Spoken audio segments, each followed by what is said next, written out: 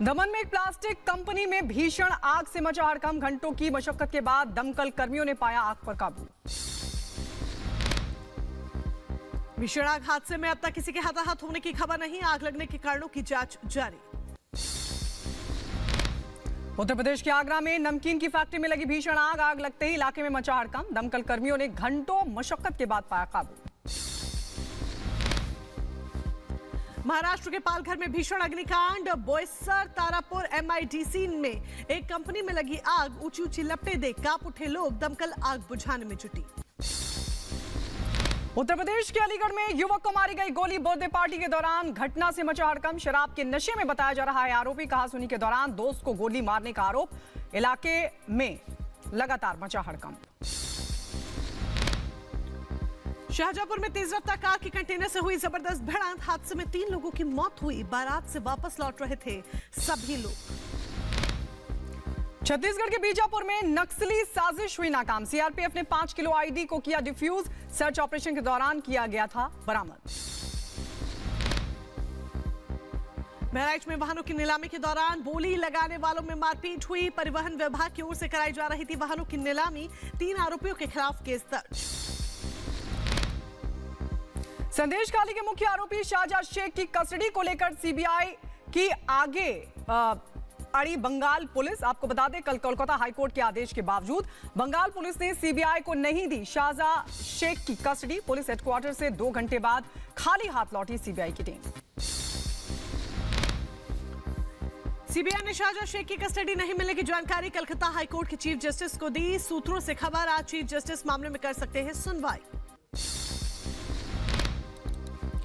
राष्ट्रीय महिला आयोग की टीम ने राष्ट्रपति द्रौपदी मुर्मू से की मुलाकात। रेखा शर्मा ने राष्ट्रपति को संदेश खाली की रिपोर्ट सौंपी। पश्चिम बंगाल में राष्ट्रपति शासन की सिफारिश की गई।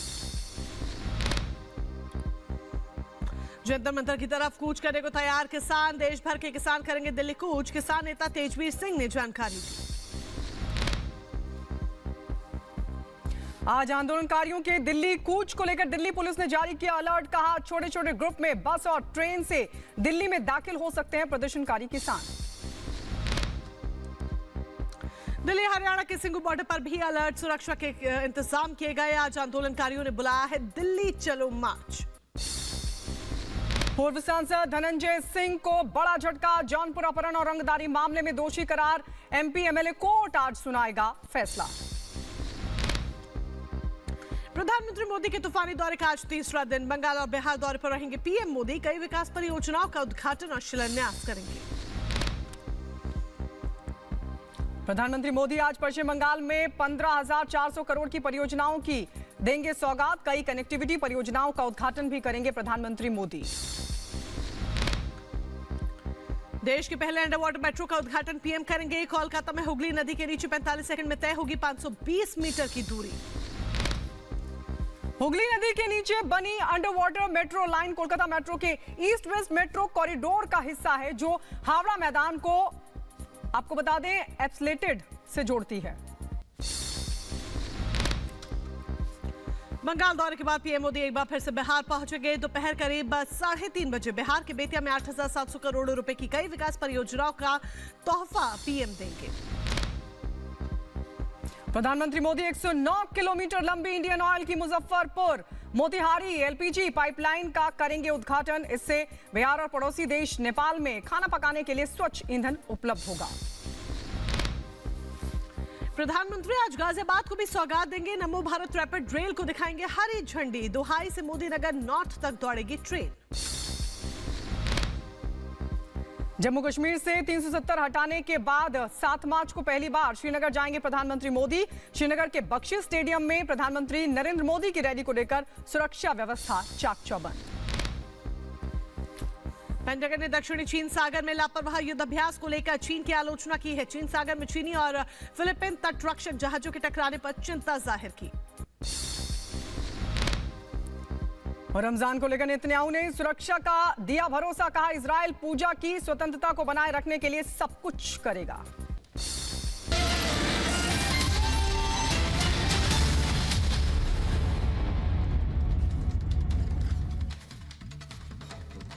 और चलिए अब खबरों में आगे बढ़ते हैं, बात उत्तर प्रदेश की करते हैं। उत्तर प्रदेश की जौनपुर लोकसभा सीट से सांसद रहे धनंजय सिंह को लोकसभा चुनाव से पहले एक बहुत बड़ा झटका लगा है।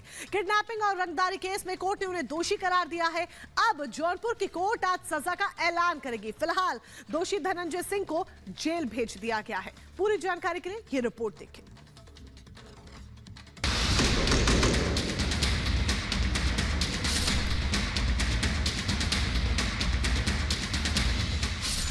यूपी में माफिया राज के खिलाफ योगी सरकार का एक्शन लगातार जारी है।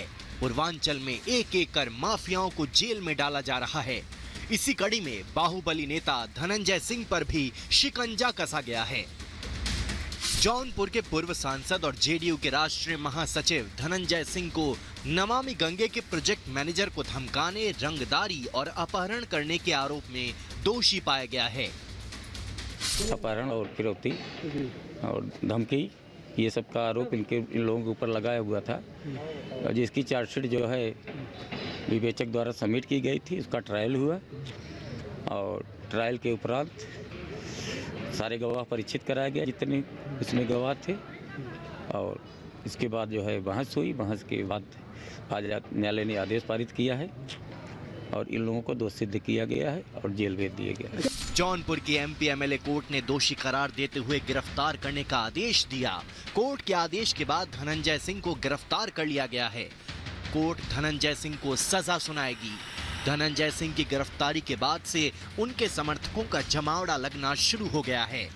हालांकि पुलिस और प्रशासन दोनों ही चौकन्ना है। धनंजय सिंह को जहां रखा गया है वहां की सुरक्षा बढ़ा दी गई है। जौनपुर के अपर सत्र न्यायाधीश ने पूर्व सांसद धनंजय सिंह को दोषी करार दिया। अपहरण के एक मामले में दोषी करार दिया है। पूर्व सांसद 2020 में नमामि गंगे प्रोजेक्ट के डायरेक्टर थे अभिनव सिंघल, जिनका अपहरण का मामला चल रहा था। उसी मामले पर सुनवाई थी। बाहुबली धनंजय सिंह जौनपुर से लोकसभा चुनाव लड़ने जा रहे थे। ऐसे में उनकी गिरफ्तारी के बाद से पूर्वांचल की सियासत गर्मा गई है। कोर्ट की तरफ से सजा सुनाए जाने के बाद बाहुबली धनंजय के चुनाव लड़ने के अरमानों पर भी पानी फिर जाएगा। हालांकि उनके समर्थकों की आस अभी भी बरकरार है। धनंजय सिंह को जिस मामले में दोषी पाया गया है वो 2020 में दर्ज किया गया था। जानकारी के मुताबिक 10 मई 2020 को लाइन बाजार थाने में नमामि गंगे के प्रोजेक्ट मैनेजर अभिनव सिंघल ने शिकायत दर्ज कराई। अभिनव ने बताया कि विक्रम ने 2 साथियों के साथ उनका अपहरण कर लिया और उन्हें पूर्व सांसद धनंजय के आवास पर ले गए। अभिनव ने शिकायत में बताया कि वहां धनंजय सिंह पिस्टल लेकर आए और गालियां देते हुए उनको कम गुणवत्ता वाली सामग्री की आपूर्ति करने के लिए दबाव बनाया। अभिनव के इनकार करने पर धनंजय ने धमकी देते हुए रंगदारी मांगी थी। शिकायत के आधार पर पुलिस ने एफआईआर दर्ज कर पूर्व सांसद को गिरफ्तार कर लिया था।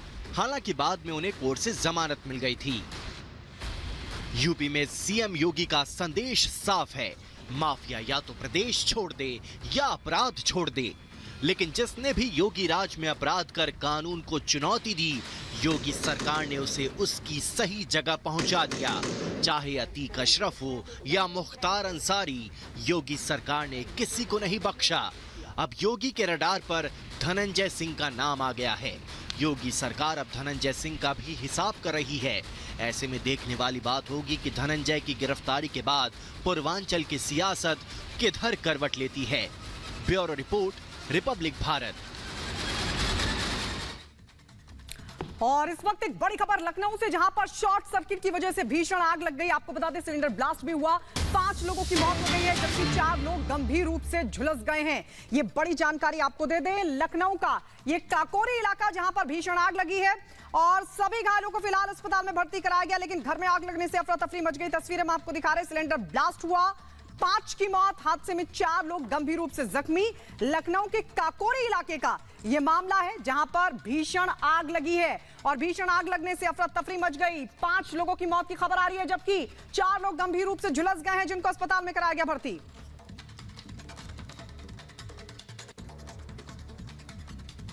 तो ये भीषण आग लखनऊ के काकोरी इलाके में लगी। बताया जा रहा है कि भीषण आग शॉर्ट सर्किट की वजह से लगी। उसके बाद सिलेंडर ब्लास्ट भी हुआ, जिसमें 5 लोग अपनी जान गंवा बैठे हैं और 4 लोग गंभीर रूप से झुलस गए।